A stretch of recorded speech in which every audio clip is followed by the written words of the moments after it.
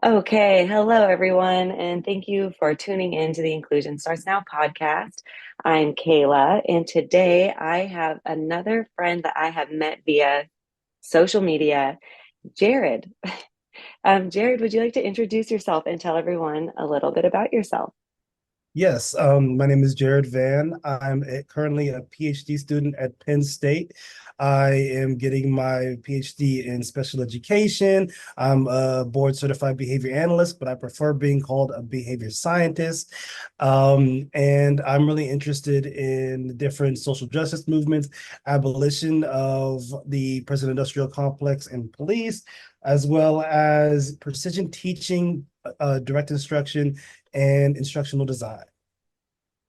Well, I'm going to have a bunch of follow-up questions because I feel like there are so many things that will probably need to be defined for a bunch of our listeners. Um, First, can you explain why you want to be called a behavior scientist instead? Yes. Behavior analysis, back when Beowulf and Risley kind of wrote their paper, it went in a different direction than Skinner science. It started using different psychology methods to measure things, such as rating scales, and it went away from using frequency, which is or rate, which is count over time. So, like the measurement of Skinner science and how he identified the principles of behavior, that's not necessarily what behavior analysts use. And sometimes they do, but they're not particularly doing that. Whereas in behavior science, we kind of understand that when we use frequency or rate, which is count over time, that is one of the best ways to measure behavior, identify what's going on in behavior and the changes in behavior across time. So I don't want to necessarily pigeonhole myself as today's behavior analyst. Not that that's bad, but it's just a different way of conducting your science. And I like to do more of what kind of Skinner and his student Ogden Lindsley was aligned with when it comes to precision teaching, direct measurement, and identifying rates of change across time to measure learning. Wow. And that I love all of that so much. And that actually reminds me of this book I'm reading. I have it right next to me, actually. Punished by Rewards. And I feel like they talk a lot about the difference of the different behavioral analysts. And they talk a lot about Skinner. I'm only like three chapters in. It's a really dense book. Um, but it's been really interesting doing a different way of it because it kind of goes over behaviors of like what all these people have said and then like how it's being interpreted today, but then like who they really were as people. Like it's been kind of interesting to like just to see how you can like track behavior as it's I don't even know like how to explain it. And I feel like I, you explain all of this so well. I know about that book. It's somewhat well known in the field. Um, I would say it's definitely a point of view, but the author gets a lot of stuff wrong, just not really understanding or conceptualizing behavior science or behavior analysis in the correct way. From what I've heard, he's Oh, actually a student trying to be a behavior analyst or whatever, and he failed a lot. And he was frustrated with the fact that he failed a lot, and then he wrote that book. And there's like a lot interesting. of lore behind it that a lot of like long timers in ABA know about, um, especially when it comes to him and that book in particular. And it's a way that a lot of people try to say that like behavior analysis and behavior science is wrong, when in reality, behavior science is a tool like any other tool, like any other science. And there were definitely, and there are people that are using it in harmful ways. But like any other tool, like a hammer, it can be used to Hmm. build a house and it can be used to harm a person.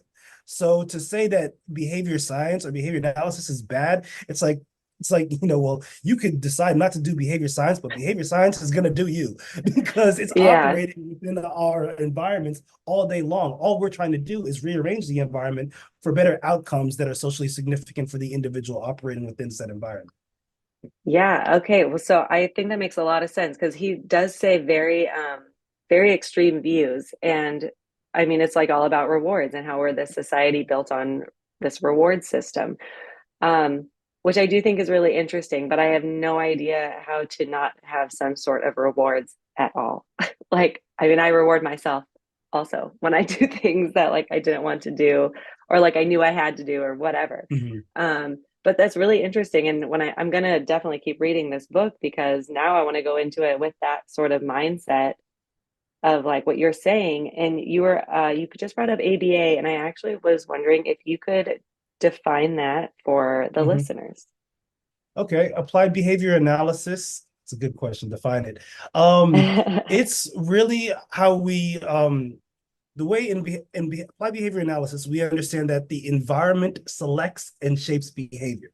So, for instance, if we look at something that's not like you think that rewards are like arbitrary, like, oh, I'm going to give you a gummy for doing this. But in reality, what it is like our behavior is rewarded by the outcome that it causes. So, for instance, if I go to a door and I want to go out of the door and it's closed, and I turn the knob and pull the door open, that was rewarding. So, it's rewarding my behavior to be able to go into the door.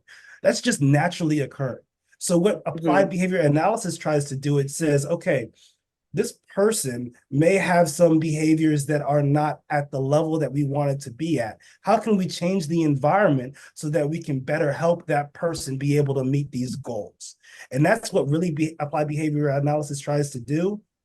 And in the beginning, B.F. Skinner, which is one of the biggest figureheads of applied behavior analysis, really, he worked on behavior analysis kind of before the applied field came about. He he was really about using reinforcement, and he was really against using punishment. And punishment suppresses behavior, and then reinforcement increases behavior. Now, we of course understand that some behavior, you don't want to have as much of. It could be harmful to somebody's people that are around them or themselves. So of course we want to reduce that behavior, but we can reinforce alternative behaviors that can't occur at the same time. So there are ways to do that. So what people in ABA do is they work usually in schools and homes with individuals who need their environment changed to have their behavior change. Does that make sense? It does. Well, it was okay. I've recently I do this virtual class online, and we were doing we had two parts of behavior, and so I was just trying to break down ABA and PBIS, positive behavior intervention systems, and Positive behavior support systems. support. Yeah, PD, PD. intervention supports. There's different ones Yeah, that they there, kind of substitute but in I there, but yeah. but I feel like what I was trying to do, because every kind of behavioral support or plan, there's always people who are against it. There's people who are very for it and against it. And I just feel like ABA and PBIS are two that I see a lot in the field. And so I was trying to get information about it and then try to figure out why people don't like it.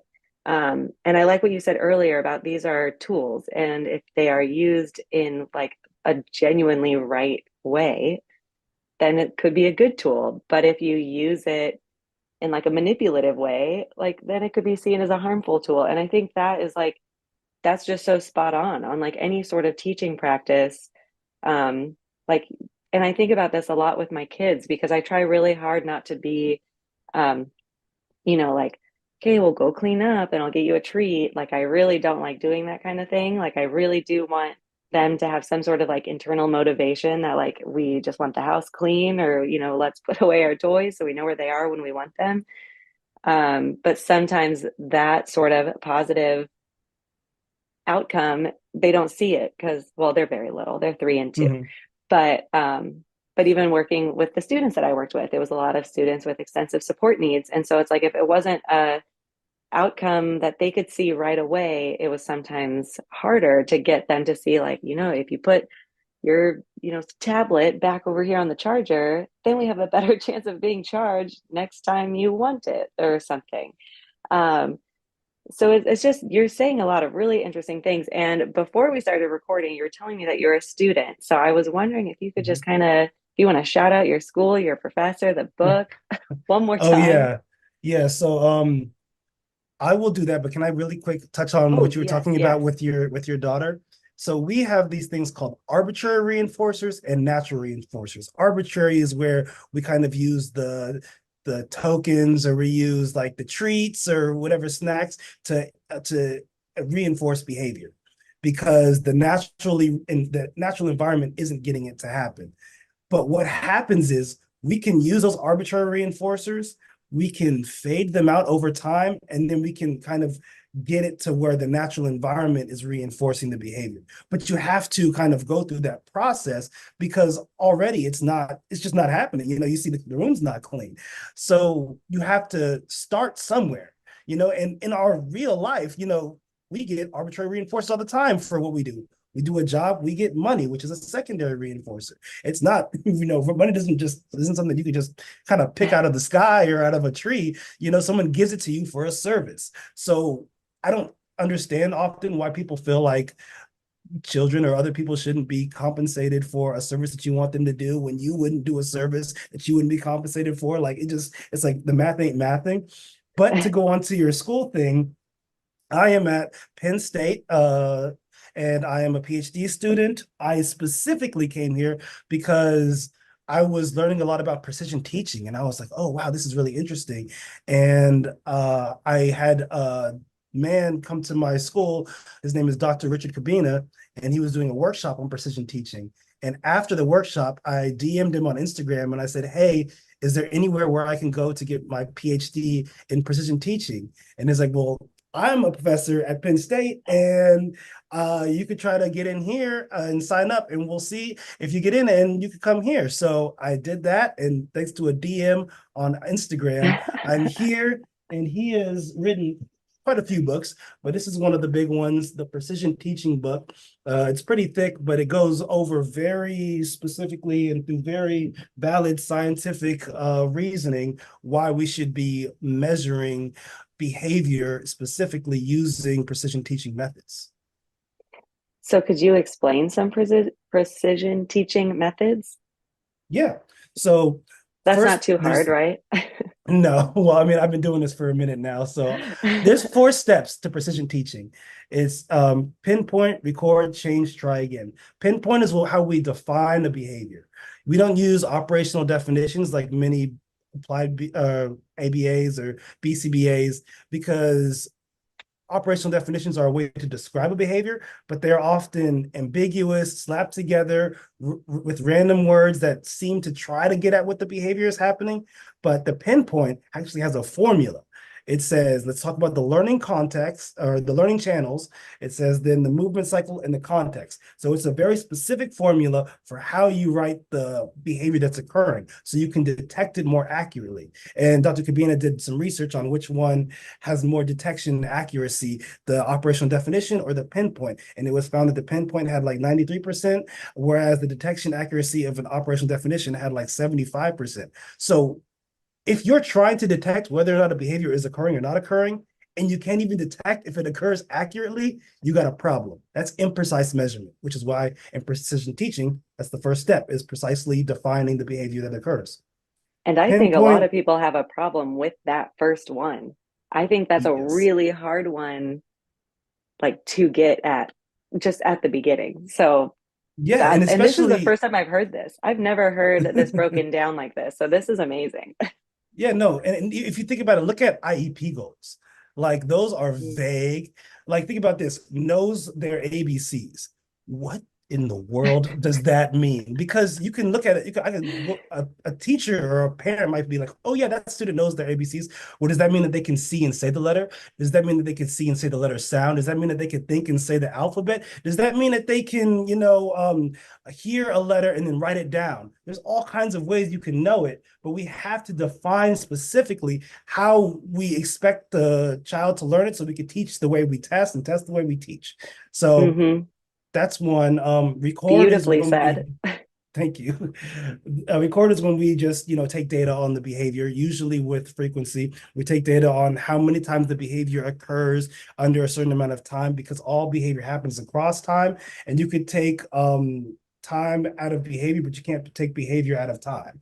So you have to know how long it happened, because you could have a goal where the child goes across the street at 100% accuracy, but it's like they kind of need to do it a little bit quickly, right? Like we need to know how long it took to get across the street, because if they're getting across the street 100% of the time, that's great. But what if they're going super slow? That's not acceptable in our society for safety. So we have to define it thusly. Then pinpoint record change is to make sure what we do is we measure the behavior on the standard acceleration chart, which I just got like 500 of them. So they look like this. Um, and it looks scary at first, but I mean, even 6-year-olds learn how to use it.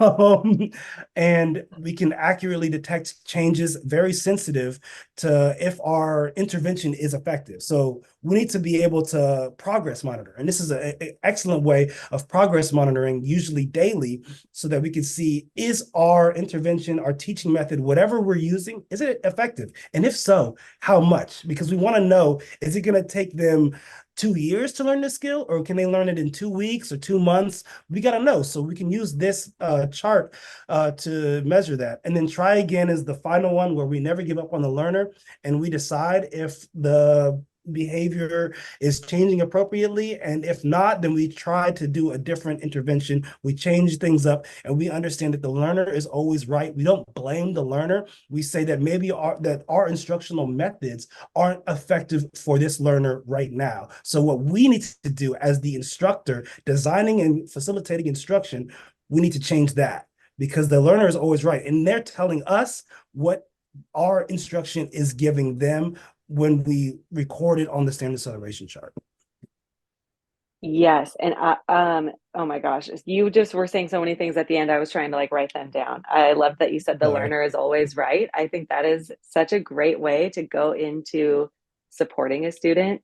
And then the try again, that it might not work right now, because so many times I've talked to teams where they're like, well, we tried like an AAC device and it just didn't work. And it was like, okay, well then what'd you try after that? And then, maybe it's been a year or two and it's like, okay, well, it kind of seems like they're picking this up. Maybe we should revisit this original plan. Like Mm-hmm. it really is just this constant trying again. And then just like how individualized it is. I mean, the 4 steps that you just described is so good for each individual student, that we're looking at each learner as like an individual learner, that they're all have so many different pieces that you know come together to make them their person that they are. And I really want to talk about one of the reels you recently did, and I feel like this is a good time to segue into that. The relative versus absolute growth reel that you did. It is Mm-hmm. so good. Can you explain that for everybody? I know that you could probably talk about this like a whole hour of like a lesson, but let's see how we can summarize it. I want to explain this in a way that it doesn't scare people and it's as simple as possible. So let me start Yeah. with this. There's absolute and there's relative. So behavior change is relative to previous behavior change. And so let's see like this. We understand that a baby's first step is incredibly important. Big, we get excited, we clap, everything. But at the baby's 1000th step, it's not necessarily as important, right? Because relative to where you were, it's different. Same with like a kid learning their first words, that's important. But if they already have hundreds of words in their bank of words that they've used, you might not notice a difference.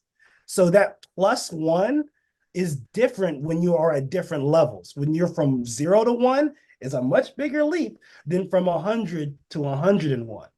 So while it's absolute change is +1, relative to where you started, it's a big difference. So when you're measuring behavior using like a non-standard line graph, like a lot of people do, they don't know that those graphs underestimate at low frequencies and overestimate at high frequencies. So when they decide how to provide instruction or interventions, they're looking at a graph that is not telling them, that's kind of misleading them. Hmm. And And the problem with that is this is how you make decisions. You make clinical decisions, you're supposed to, based on the progress monitoring system that you have. You're supposed to make timely database decisions on that progress monitoring system. But if the progress monitoring system is, I wouldn't say lying to you, but not giving you the full picture of what's happening, then you can't make adequate decisions for your student or for your learner. And another thing is behavior, we've learned in precision teaching, it multiplies and divides like cells do in biology. But if you're using an add subtract graph, which goes up like 10, 20, 30, 40, 50, 60, that's an add subtract graph, then it's like, okay, well, I'm looking at behavior that multiplies on a graph that adds and subtracts. So the math isn't mathing, Yeah. and there's a discrepancy with the way that you're visually displaying data and the way that behavior naturally grows and decays in real life. Um, and one more example, because I like multiple examples because I feel like people understand it. One Hmm. other way to understand relative versus absolute change is like I am not a millionaire. I'm not a billionaire. But if I see $100 on the ground, I'm picking it up. If I see $20 on the ground, if I see $5 on the ground, I'm going to give myself a Slurpee. I am excited. If Elon Musk or some other billionaire sees that money on the ground, do you think they're going to pick it up? Do they think they care? Because the amount of money that it is to me is different relative to a billionaire. So understanding that, when you look at change, you have to say, okay, where did the students start from and where are they going? And we have to see if that change is significant. We can't just say, oh, +5 is good, no matter if it's from 100 to 105 or 1 to 5. Those are different changes relative to where they started. So we have to look at students where they're at and then respect the change from where they're at and as it grows. This is a really hard concept to explain and conceptualize, but if we just think about where is the student at and where are they going, instead of just looking at this absolute +5, -5, whatever, then we can really be more genuine and more respectful to our learners to make sure that we give them the care they need to be successful in the environments that they need to operate within. I mean, this whole everything that you just said makes me think about how my program talks so much about like baseline data. And it was like you need to know the baseline data for the student before making a new goal to like try to increase, behavior or learning or whatever. Um, but again, I don't know. I mean, you explain it so beautifully, but I'm trying to envision like what that would look like in the classroom like right now, if a teacher just had a bunch of IEPs and they were all like all over the place, like Mhm. she did like if he got an IEP goal that was like the student needs to know their alphabet. Like Mhm. how would you change that? Like if the student has like some letters, that is like their baseline data they know, but the goal is like they want to know the alphabet. How would you change that into like an absolute growth So I would see data? where they are. I would take that baseline data and see where they are. And then I would say that we would want to see it. So one, we have to define the behavior. So like Hmm. knows their ABCs. First of all, I think we both know that knowing your ABCs doesn't help you read. It helps you spell, but it doesn't help you read. You need to know your letter sounds. So we Um, basically just need to throw away the goal. I say that to a lot of teachers. I'm like, they give me a goal. I'm like, no, throw it away. Let's figure out like what's the actual, like, what do we mhm. actually want here? Like, what is the long term goal? Yeah, and then we could be But kind yes, to teachers because they're just doing what they've learned. You know what I mean? They haven't yeah. learned necessarily how to precisely define these behaviors. We can say, okay, well, let's hone in on what we're really trying to get to. So if we want them to see and say letters, then we need to know. I want them to see, say, letters 40 per minute. And then that's like that could be your goal. See, say letters 40 per minute when provided uh the alphabet, right? So they go from A, B, C, D, E, F, G, H, all the way down and then come back. So we have a goal. we then we also a lot of times in IEPs it's like by when, you know what I mean? Like Hmm. by the end of the year, by blah blah blah. So we also need to see where they're at. So if they're at like 4 letters, we can't expect them to reach their same aged peers who may be already higher, you know? But at the same time, they need to learn more in less time because they're trying to catch up to their same age peers. So on the standard acceleration chart, one of the cool things you could do is you can put where they're at, and then you can put like a line to project how long it's going to take for them to get to that goal. So we can see if they're at 4 letters here, we can project a line to see how long it's going to take for them to get to that goal. If they stay on that kind of line, that acceleration line, and then we can have that as the goal. But it takes more, and teachers need to be taught more about this precise measurement and instructional methods to be able to do it. And I think that it's really the fault of universities. I hate blaming teachers. It's like you're just doing what you're taught, you know? And Yeah. I'm in academia now teaching pre-service special education teachers. I just taught a course. And it's like, okay, what do you know? What do you not know? Where are you? And it's like, okay, well, I'm not going to blame any pre-service educator for not knowing something because they just simply haven't been taught or haven't been taught well enough to actually retain the information. So Hmm. yeah, I hope that answered the question. No, I definitely think it did. And I think that even hit a bigger topic of, I mean, the education system for adults too. And this has been a problem with inclusive practices personally for me, because I went to a grad program that was all about it. They taught us so many different techniques, they gave us so many resources, and they made it really such a part of the culture that all of the professors were like, no, all students can be included in a way that's Mhm. good for them.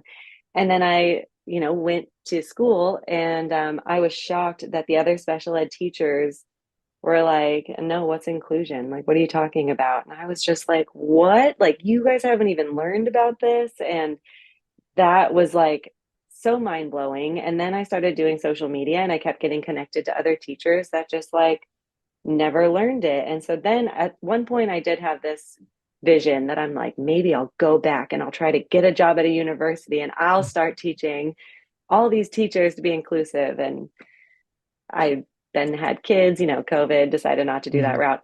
But and now I'm taking to social media and trying to get people to learn it that way.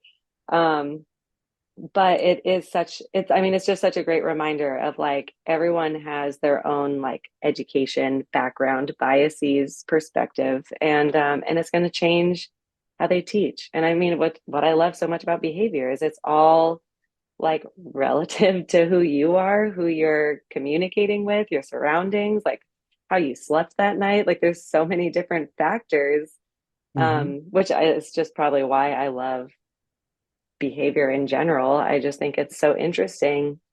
And now, especially having a kid, how people have this like, you need to obey me mentality, or it's like, I told you to do this, why don't you do it? And it's just really interesting. So, I mean, I guess final question, I totally forgot to time this. I try to keep it around 30 minutes, but last question, I really want to know like what got you interested in this field?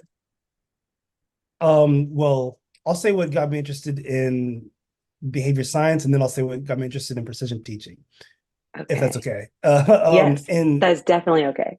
Okay, cool. In behavior science, I graduated from undergrad at UOP, University of the Pacific, with not master's, with a undergraduate degree in psychology. And the only thing that I could do was be a behavior therapist. That's what it was called at the time. That's all I can really do with my degree.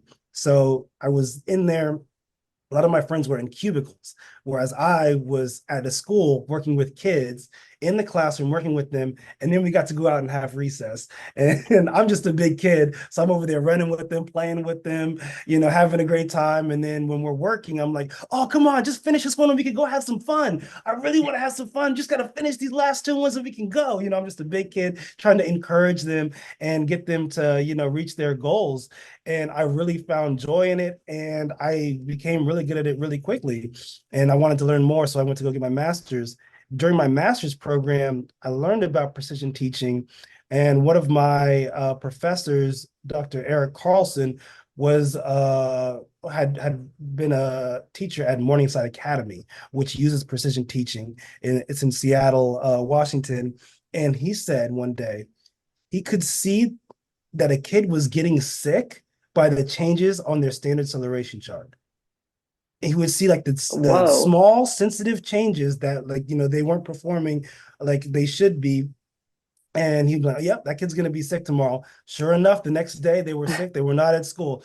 And I was like, if this thing can change, identify such sensitive changes, this is incredible. I got to learn more about it. So that's what really got me into it, and learning about measurement practices and how, in a lot of ways, in education, special education, applied behavior analysis, we are underserving our learners, our kids, our clients by the way we're measuring, just because they're really insensitive. They can't detect small changes, and we're leaving a lot of data on the table with the way we measure that can really help our kids get to the goals faster and actually get to the goals, period. I love that you have a changing point, that there was like this one moment that just like Mm-hmm. changed your whole perspective on it. Cause yeah, I definitely had that moment too. In I just like was randomly volunteering for this organization where they had it's kids with disabilities playing sports, and it was like on Sundays. And I was an undergrad, and I don't know how I found it or why I even started volunteering as an undergrad, but I did. And I was there for like 1 week, and I was just like, wow, like why are these students like not playing with their other peers? Like that was literally the only thought that crossed my mind when I started this whole journey of inclusion. And I would see adults come in to volunteer and just like be afraid to work with students, basically because of like how they communicated or their behaviors. And I was just like it was just so mind blowing to me. But I'm not really quite sure where I ever, like, I did not grow up with a person with a disability. I grew up in schools where they were very like separated from everyone. So I am not sure why. And I always knew I wanted to be a teacher. I was always very like teacher mode all my life. But it was interesting. Like I can remember that moment of being like, oh, this isn't right. Like I don't agree with Mm-hmm. this, or I really want to learn more. Um, and look at this, look, the fun journey that has eventually connected us. Yeah, and Um, can I say one yeah, thing real quick? yeah. A big misconception about ABA is that it can only be used with kids with disabilities or with kids with autism. And that is not the truth. While it is extremely effective with those populations, it's literally for everyone. If teachers were informed about the principles of ABA and how to use it in real time, in real life, in their classrooms, general education teachers, there's sports performance. Like I know somebody like um, on the LA Chargers that is a BCBA that works with tackling and stuff like that. So it could be used across anything that is related to behavior. And the definition of behavior is the activity of living organisms. So if it falls into that umbrella, ABA is for it. I that's actually really funny because I tell people that, oh, so I used to work in the deafblind community, and there was a lot of practices I learned while working with kids who are deafblind. But I always told people, I'm like, well, that a lot of what I learned there is actually really helpful, just like in for special education in general. But then a lot of the things I learned in the special education teaching world, I use for my two children now. And I mean, as of now, they don't have a disability. And I'm just like, this is such important information. And why are we treating it like it's only for these specific students? Like, this is good. And I also tell a lot of people who are about to become parents, I'm like, you should just take like a child development class, like just Mhm. one class, just learn about how the brain in a child works because typical or atypical development, there's just so much to know. And I think it makes you a better parent and teacher to understand how kids are learning. Because, yeah, when Yeah, people get all frustrated, it's like, dude, they're a kid. yeah, and They're what's good literally for learning.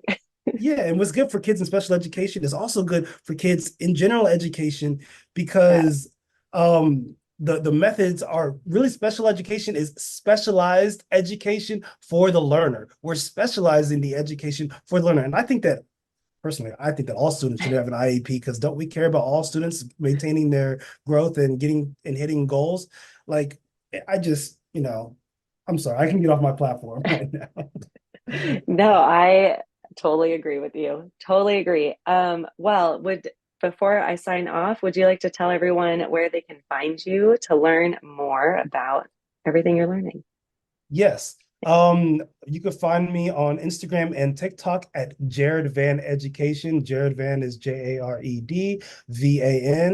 And you can also email me at jared.van92@gmail.com. And yeah, you can find me there. That's great. I'll also put them in the show notes so anybody can look below and get all of your information. I'll Awesome. ask for like your social security number and stuff later. Okay, great. Uh, Thanks. well, Jared, thank you so much for coming on. I appreciate it so much. I love all of your posts. They are so informative. So everybody definitely check him out. And thank you everyone for being here. Inclusion starts now. Nope, inclusion starts with you, and I just want to help. Have a great day.